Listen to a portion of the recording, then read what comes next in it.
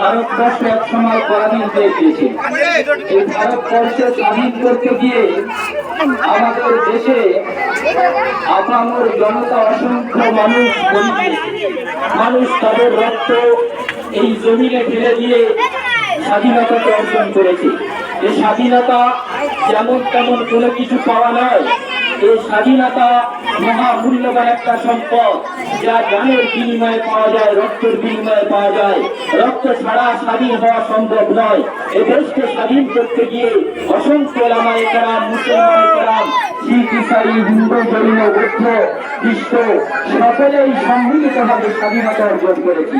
এই স্বাধীনতা কেউ একা অর্জন করতে পারেনি, এই স্বাধীনতা অর্জন করেছে সকলেই। তো এই দেশ আমাদের সকলে। আজকের সাম্প্রদায়িক শক্তি কিছু তারা বলে বেড়ায় যে মুসলমানের স্বাধীনতায় কোনো অবদান নেই। আমি আজকে তাদের দিন হতো না, এটাই স্বাধীন হওয়া সম্ভব ছিল না। হযরতুল আল্লাম শাইখুল দ্বীন হযরত মাওলানা মাহমুদুল হাসান দেওবন্দি রাহমাতুল্লাহ আলাইহি তিনি আমাদের সংগ্রাম এমন একটা সংগ্রাম ছিল যে সংগ্রাম পাহারাতে এই সংগঠন তিনি তৈরি করেছিল। ৩০টা বছর দেশের জন্য তিনি লড়েছেন, মানুষও তাদের সঙ্গে লড়েছে। যখন 1909 সাল যখন এলো, এই সংগঠন যখন বিলুপ্ত হয়ে গেল, ইংরেজ যখন ব্যান করে নিল, তখন এই দেশে আরেকটি নতুন সংগঠনের আবির্ভাব হলো, সেই আনসার। এই জামিয়াতুল আনসার সংগঠন প্রায় 4 নেতা শহীদ করে দিলেন। তারপরে 1913 যখন এই জামিয়াতুল আনসার সংগঠন বিলুপ্ত হয়ে গেল, তখন আরেকটি সংগঠন তৈরি হলো। সেই সংগঠনের নাম ছিল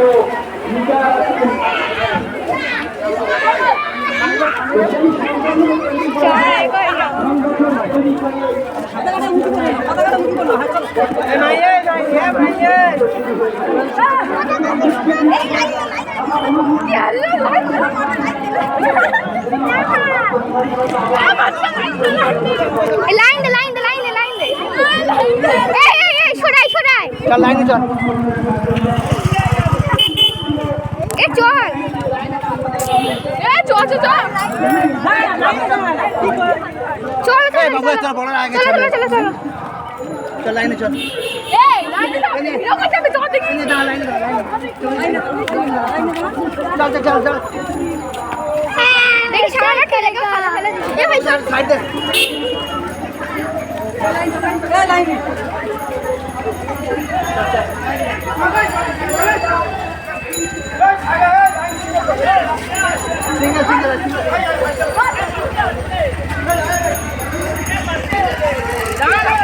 চলো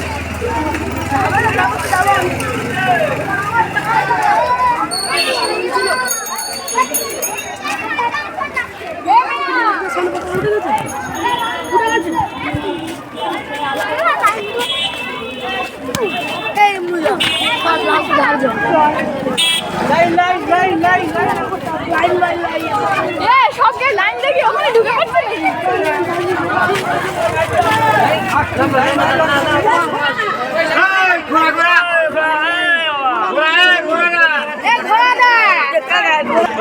ঘুরে গেছে ঘুরে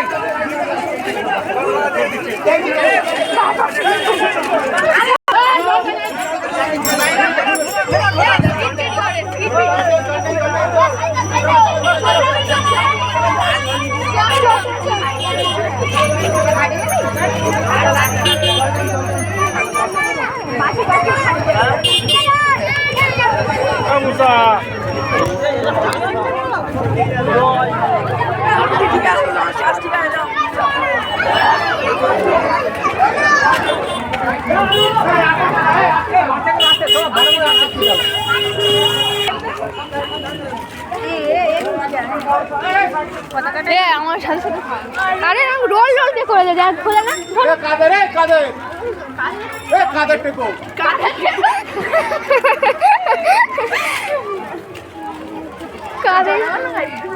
জনগণ সামনে আসছে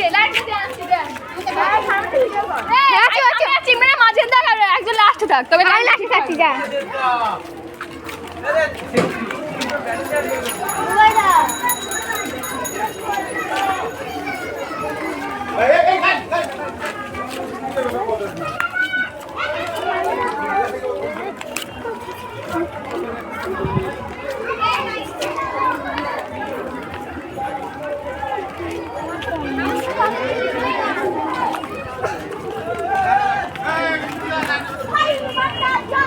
লাইনে ঢুকে যাবো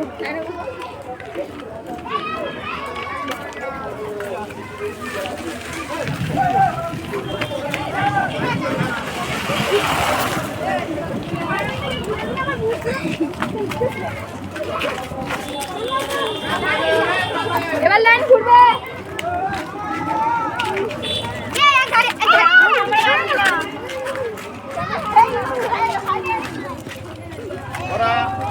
আস্তে আস্তে চলে দাঁড়াও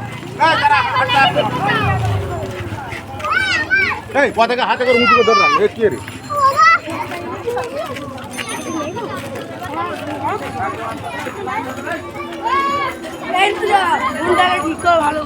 ঠিক আছে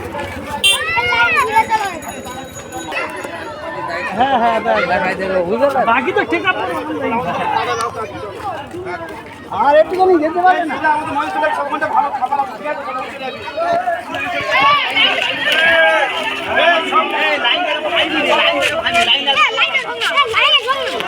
না বলছে কি চল চল চল